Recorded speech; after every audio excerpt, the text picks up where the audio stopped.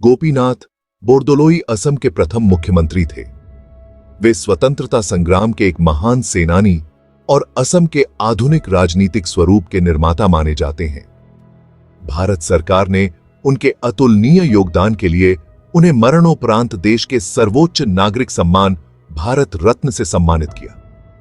गोपीनाथ बोरदोलोई का जन्म 6 जून 1890 को असम के राहा नामक स्थान में बुद्धेश्वर बोरदोलोई और प्रणेश्वरी बोरदोलोई के घर हुआ था। उन्होंने 1914 में कलकत्ता विश्वविद्यालय से एमए की उपाधि प्राप्त की। कलकत्ता से लौटने के बाद वे सोनाराम हाई स्कूल में प्रधानाध्यापक के रूप में कार्यरत रहे।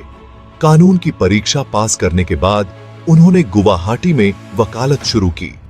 असम के लिए उनके निस्वार्थ समर्पण को देखते हुए उस समय के गवर्नर जयरामदास दौलतराम ने उन्हें लोकप्रिय की उपाधि दी, जिसका मतलब है जनप्रिय, सबका चहेता।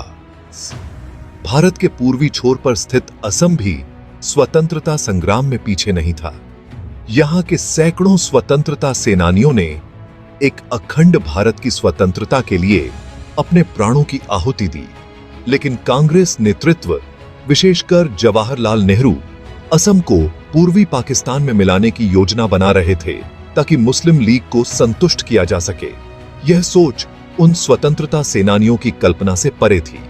गोपीनाथ बोरदोलोई ने इस प्रयास का डटकर विरोध किया। उन्होंने दूरदर्शिता, साहस और राष्ट्रभक्ति के साथ यह सुनिश्चित किया कि असम भारत का अभिन्न अंग बना रहे। असम के स्वतंत्रता सेनानियों को 2 मोर्चों पर लड़ाई लड़नी पड़ी, एक ब्रिटिश शासन के विरुद्ध और दूसरी अपने ही केंद्रीय नेतृत्व के निर्णयों के विरुद्ध। उस समय केवल श्यामा प्रसाद मुखर्जी और शरद चंद्र बोस ही असम को ग्रुपिंग में शामिल करने के विरोध में थे। गोपीनाथ बोरदोलोई एक कुशल राजनीतिज्ञ थे। उन्होंने सरदार वल्लभ भाई पटेल के साथ मिलकर असम की क्षेत्रीय संप्रभुता को चीन और पूर्वी पाकिस्तान के खतरे से सुरक्षित रखा। उन्होंने पूर्वी पाकिस्तान से आए लाखों हिंदू शरणार्थियों के पुनर्वास में महत्वपूर्ण भूमिका निभाई। उनके प्रशासन काल में Guwahati high court, Assam medical college, Guwahati विश्वविद्यालय और असम वेटरिनरी कॉलेज की स्थापना हुई। उन्होंने समाज के सभी वर्गों को एकजुट करते हुए असम को प्रगति की राह पर अग्रसर किया। गोपीनाथ बोरदोलोई एक अच्छे लेखक भी थे।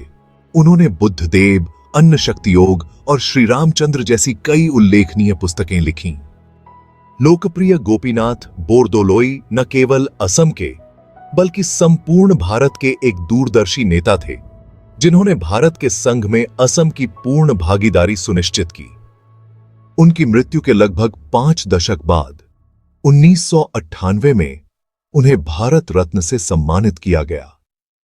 1 अक्टूबर 2002 को भारत के तत्कालीन राष्ट्रपति डॉक्टर एपीजे अब्दुल कलाम द्वारा संसद भवन में उनकी जीवन आकार की प्रतिमा का अनावरण किया गया।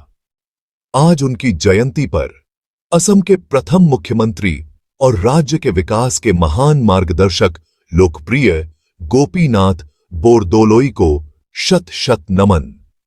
उनका जीवन हम सभी के लिए प्रेरणा है और असम के लिए उनके योगदान को सदा स्मरण किया जाएगा।